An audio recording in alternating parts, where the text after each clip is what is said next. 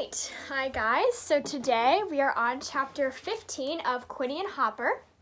So what just happened is that Quinny told Hopper to spray his bully brothers with the hose. So he's thinking he's kind of dead meat maybe.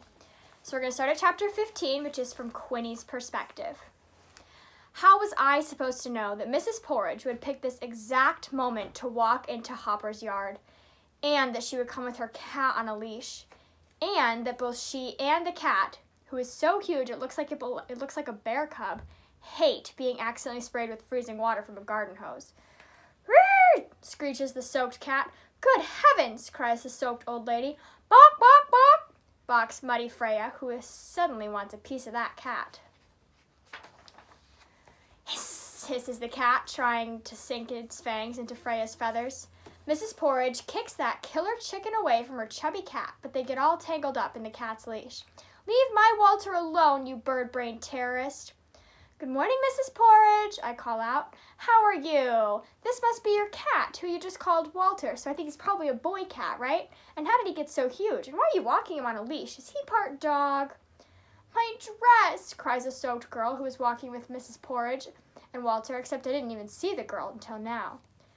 Because if a giant wet cat starts a fight with a killer muddy chicken, it's usually the first thing people notice. "Wow, Mrs. Porridge, I didn't know you have a girl, too." "This is my grandniece Victoria," huffs Mrs. Porridge. "She's visiting for the day, and I was under the impression that you two might like to meet each other." I look at Victoria again. She's wearing a very glamorous, very complicated, itchy pink dress. A very soggy, itchy pink dress. Her sparkly headband and stylish purse and high heely sandals are also itchy pink and wettish. She looks like a kind of beautiful, expensive doll you are not allowed to touch, except that someone dropped that doll into a puddle. Before I can ask Victoria if she was on her way to a party, she sputters, "This dress is dry clean only." Uh-oh. Dry clean only equals you have to take it to a special store, plus you have to pay a lot of money to have it cleaned, with chemicals that are not good for our planet, according to Mom. But Daddy used to dry clean only all his shirts back in New York, which is how I know so much about it. I also know we owe Victoria an apology. Hopper looks too scared to say it, so I do. "Sorry, Victoria. Hey, too bad that dress isn't wet clean only." Victoria glares at us. Dry clean? Wet clean? Get it? By the way, I'm Quinny, and this is Hopper. Victoria stomps off wetly without even laughing at my joke. Mrs. Porridge picks up her giant drippy cat and follows in her grandniece's footsteps. "Quinny, what on earth is going on?" says Mom, who must have shown up while I was looking and does not seem too happy. Then I notice Piper, too, peeking out from a tree all half naked and sneaky smiling. "Quinny did it," she blurts out. "She soaked that old lady and her cat and her pretty girl." "I put a shirt on, you chimpanzee," I tell my grimy little sister. Now that we live in the middle of nowhere, Piper has stopped wearing clothes. She likes to go outside in her underpants or a swimsuit bottom and roll around in the grass like some wild animal. She won't even come inside to pee. She just squats behind this one tree in our yard like a dog. Daddy calls this spot her invisible toilet. You won't catch me going anywhere near it. "I saw the whole thing," Piper tattles. "It was Quinny." "Tattletale for sale," I call out. "Tattletale for sale." "All right, Quinny, that's enough for one day," says Mom. "In the house, now." But it's not even lunchtime. Mom drags me away.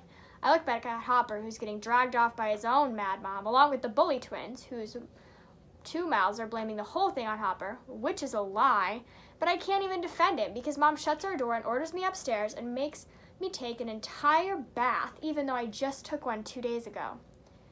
Piper tries to jump in the tub too, because we sometimes still take our baths together, but I don't want that snoopy wild animal anywhere near me right now. "Get your germy butt out of here," I screech at her, making my best ferocious face. Mom plucks chicken feathers from my hair and scrubs my muddy face and mutters, "How on earth, Quinny? How on earth?" After my bath, she makes me write a letter to say sorry to Mrs. Porridge and offering to pay to dry clean only Victoria's dress for my allowance, which isn't fair because Trevor and Ty started it with the water hose, just like they started it with the broken vase yesterday. Why, oh why, did we have to move next door to such beastly bully twins? I don't even want to think about what those monsters are doing to Hopper right now. I just hope he's still alive. I sit there, sinking into the very bottom of this bad mood, when I feel a licky, wet finger slime my ankle. It's Piper again under the table. She almost gets away, but I grab that nosy little beast by the ponytail, and I pull her back to me ever so gently. Hello, Tattletale. I squish her cheeks between my knees. This is not your lucky day.